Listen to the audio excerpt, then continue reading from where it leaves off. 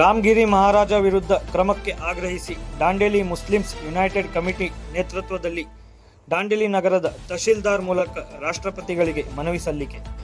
ಇಸ್ಲಾಂ ಧರ್ಮದ ವಿರುದ್ಧ ಆಕ್ಷೇಪಕಾರ್ಹ ಹೇಳಿಕೆ ನೀಡಿದ್ದಕ್ಕಾಗಿ ನಾಸಿಕ್ ಮೂಲದ ಆಧ್ಯಾತ್ಮಿಕ ನಾಯಕ ರಾಮಗಿರಿ ಮಹಾರಾಜ ಅವರನ್ನು ಬಂಧಿಸುವಂತೆ ಕೋರಿ ದಾಂಡೇಲಿ ಮುಸ್ಲಿಮ್ಸ್ ಯುನೈಟೆಡ್ ಕಮಿಟಿಯಿಂದ ಶುಕ್ರವಾರ ಬೆಳಿಗ್ಗೆ ನಗರದ ತಾಲೂಕು ಆಡಳಿತ ಕಚೇರಿಯಲ್ಲಿ ತಹಶೀಲ್ದಾರ್ ಶೈಲೇಶ್ ಪರಮಾನಂದ್ ಅವರ ಮೂಲಕ ರಾಷ್ಟ್ರಪತಿಗಳಿಗೆ ಲಿಖಿತ ಮನವಿಯನ್ನು ನೀಡಲಾಯಿತು.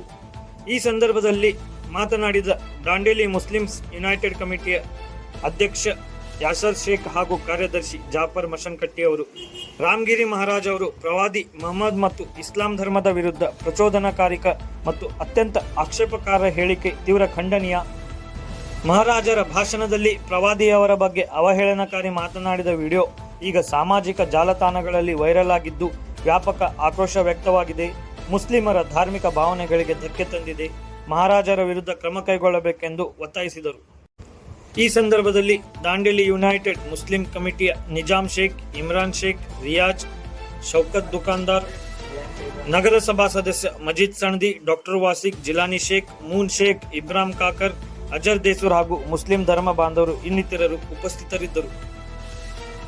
ನನ್ನ ಧರ್ಮದ ಸರ್ವೋಚ್ಚ ನಾಯಕರಾಗಿರ್ತಕ್ಕಂಥ ಮೊಹಮ್ಮದ್ ಪೈಗಂಬರ್ ಅವರ ಬಗ್ಗೆ ಅವಹೇಳನಕಾರಿ ಹೇಳಿಕೆಯನ್ನು ನೀಡಿದ್ದಾರೆ. ಆ ಹೇಳಿಕೆ ಯಾವ ರೀತಿ ನಮ್ಮ ಧರ್ಮದ ಜನರಿಗೆ ಘಾಸಿ ಮಾಡಿದೆ ಅಂತ ಹೇಳಿದರೆ, ಇಡೀ ವಿಶ್ವದ ಮನುಕುಲ ಅವರ ಆದರ್ಶದ ಮೇಲೆ ನಾವು ನಡಿಬೇಕಂತ ಹೇಳಿ ನಾವು ಬಯಸ್ತಾ ಇದ್ದೇವೆ. ಮೊಹಮ್ಮದ್ ಪೈಗಂಬರ್ ಅವರು ತನ್ನ ಮಕ್ಕಳ ಮುಂದೆ ಅನಾಥ ಮಕ್ಕಳಿಗೂ ಕೂಡ ಪ್ರೀತಿ ಮಾಡಬೇಡಿ ಎಂಬುವ ವಿಶ್ವದ ಸಂದೇಶವನ್ನು ಸಾರಿದ್ದಾರೆ. ತನ್ನ ಮನೆಯಲ್ಲಿ ಹೊಟ್ಟೆ ತುಂಬ ಅನ್ನ ತಿಂದು ಪಕ್ಕದ ಮನೆ ಯಾವುದೇ ಜಾತಿಯನ್ನು ಉಪವಾಸ ಮಾಡಿಕೊಂಡ್ರೆ ದೇವರು ನಿಮಗೆ ಕ್ಷಮಿಸಲಾರೆನು ಅಂತ ಹೇಳಿ ಕೂಡ ನಮ್ಮನ್ನು ಪ್ರವಚನ ನೀಡಿದ್ದಾರೆ. ಅಂಥ ಒಂದು ಮಹಾನ್ ಮಾನವತಾವಾದಿಯ ಬಗ್ಗೆ ಸ್ವಾಮೀಜಿ ಅವರು ಅತ್ಯಾಚಾರಿಯ ರೂಪವಂತ ಅವರ ಅನುಯಾಯಿಗಳು ಕೂಡ ಅದೇ ರೀತಿ ಅಂತೇಳಿ ಹೇಳಿದ್ದಾರೆ. ಅದರಿಂದ ನಮ್ಮ ಮುಸ್ಲಿಂ ಸಮುದಾಯಕ್ಕೆ, ಮುಸ್ಲಿಂ ಸಮಾಜಕ್ಕೆ ತುಂಬ ನೋವಾಗಿದೆ ಸರ್. ಯಾಕಂತ ಹೇಳಿದರೆ, ಈ ದೇಶದಲ್ಲಿ ಸತತವಾಗಿ ಅಲ್ಪಸಂಖ್ಯಾತರ ನಾಯಕರನ್ನು ಅಥವಾ ಅಲ್ಪಸಂಖ್ಯಾತರ ಧಾರ್ಮಿಕ ಕಟ್ಟಡಗಳಿರ್ಬೋದು, ಅಲ್ಪಸಂಖ್ಯಾತರ ಭಾವನೆಗಳಿರ್ಬೋದು, ಧಾರ್ಮಿಕ ಭಾವನೆಗಳಿಗೆ ಸತತವಾಗಿ ಧಕ್ಕೆ ತರುವಂಥ ಕೆಲಸ ನಡೀತಾ ಇದೆ ಸರ್. ಅದಕ್ಕಾಗಿ ನಾವು ಇವತ್ತು ಇಲ್ಲಿ ಖಂಡನೆ ಮಾಡಲಿಕ್ಕಾಗಿ ನಾವೆಲ್ಲ ಸೇರಿದ್ದೇವೆ.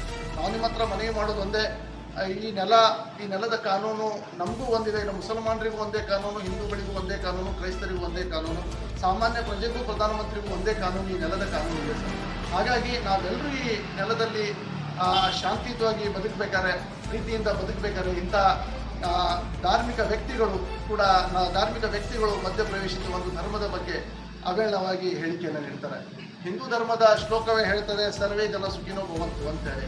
ಒಂದು ಕಡೆ ಸ್ವಾಮಿ ವಿವೇಕಾನಂದಜಿಯವರು ಕೂಡ ಎಲ್ಲ ಧರ್ಮದವರು ಶಾಂತಿ ಸಹಬಾಳ್ವೆಯಿಂದ ಬಾಳ್ಬೇಕಂತ ಕರೆ ನೀಡಿದಾಗ, ಆದರೆ ಇಂಥ ಸ್ವಾಮೀಜಿಗಳು ತಮ್ಮ ಲಾಭಕ್ಕಾಗಿಯೋ ಅಥವಾ ಧರ್ಮಗಳ ಮಧ್ಯೆ ಕೋಮ ಪ್ರಚೋದನೆ ನೀಡಲಿಕ್ಕಾಗಿಯೋ ಗೊತ್ತಿಲ್ಲ, ಒಂದು ಧರ್ಮದ ಮೇಲೆ ಮತ್ತೊಂದು ಧರ್ಮವನ್ನು ಎತ್ತಿ ಕಟ್ಟಲಿಕ್ಕೆ ಪ್ರಯತ್ನ ಮಾಡ್ತಾ ಇದ್ದಾರೆ. ಇದು ದೇಶದಲ್ಲಿ ಅಥವಾ ನಮ್ಮ ರಾಜ್ಯದಲ್ಲಿ ನಿಲ್ಲಬೇಕಾಗಿ ನಿಮ್ಮ ಮುಖಾಂತರ ಈ ಮನವಿಯನ್ನು ನಾವು ಕೊಡ್ತಾ ಇದ್ದೇವೆ.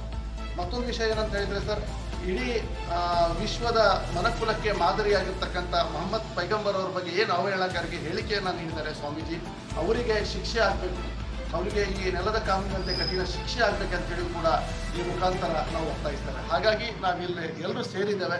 ಆ ಮುಖಾಂತರ ತಮಗೆ ಮನವಿಯನ್ನು ನೀಡ್ತೇವೆ. ಈ ಮನವಿಯನ್ನು ತಾವು ಸಂಬಂಧಪಟ್ಟವರಿಗೆ ತಲುಪಿಸಬೇಕಂತ ಹೇಳಿ ನಿಮ್ಮಲ್ಲಿ ಕೇಳ್ತೀವಿ. रसूल का मसला हो या हमारे इस्लाम का मसला हो, हम डट कर इसके खिलाफ लड़ेंगे और हम इसके खिलाफ आवाज़ उठाएंगे. हम सारे प्रशासन में इसके खिलाफ आवाज़ उठाएंगे, कानून के दायरे में रहते हुए उनके खिलाफ आवाज़ उठाएंगे और उनको सख्त से सख्त उन पर कार्रवाई कराएंगे और उनको सख्त से सख्त सज़ा दिलाएंगे. इंशाल्लाह आप सभी का ताउन मिलेगा. आप सभी के ताउन के साथ हम इस कार्रवाई को अंजाम दे रहे हैं. आज हम एक मनवी दे रहे हैं बाबा रामगिर